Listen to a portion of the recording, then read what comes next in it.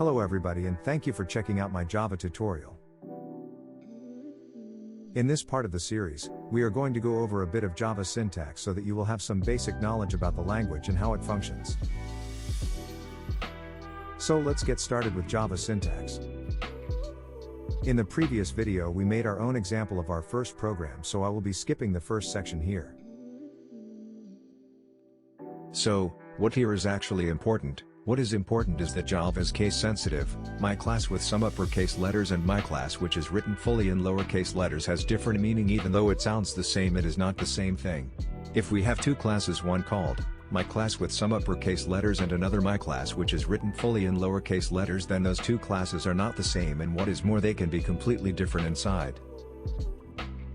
What is also important, the name of the Java file must match the class name. When saving the file, save it using the class name and add Java to the end of the file name.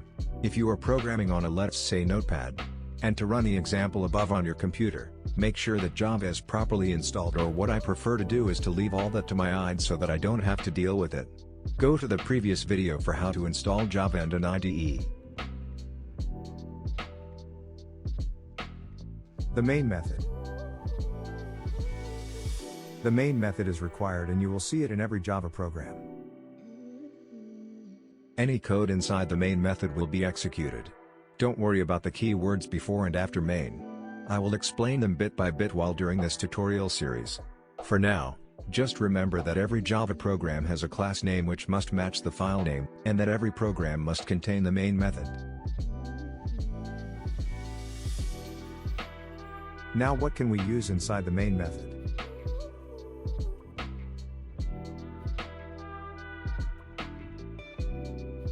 Inside the main method, we can use the println method to print a line of text to the screen, or we can do basically anything else. We can make it do some calculations for us, we can make it print something or use some logic, or basically anything else. The sky's the limit, as they say, and in some cases not even that. Now what about the curly braces? The curly braces marks the beginning and the end of a block of code. In most cases anything inside of them will be executed and will happen if the program comes to it. It can be a simple print statement or a complicated calculation or a logical expression. We saw the system keyword in the first video of these series, and now I will explain what it is and what does it mean. System is a built-in Java class that contains useful members, such as out, which is short for output.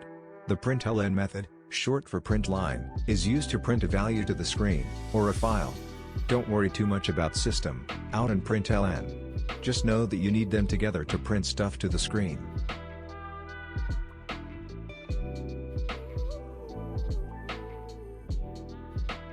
Now how do we end our statements, and what is a statement?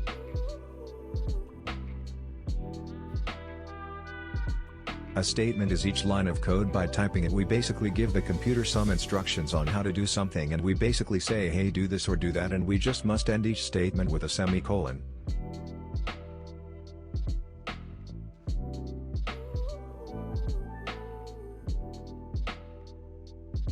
So Hostinger is the sponsor of this video.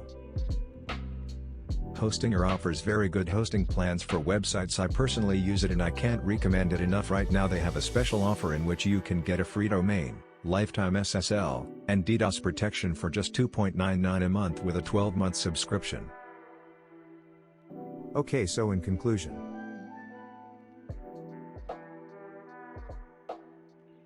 each line of code or statement ends with a semicolon. Word system is a built-in Java class that enables us to do some stuff. And statements that are written inside of the curly braces are the ones that get executed. Thank you for watching and hope you learned something, and don't forget to like and subscribe, and especially if you want to learn more, press the bell icon so that you are notified when the next video comes out, and check out the next part of Java for Absolute Beginners series.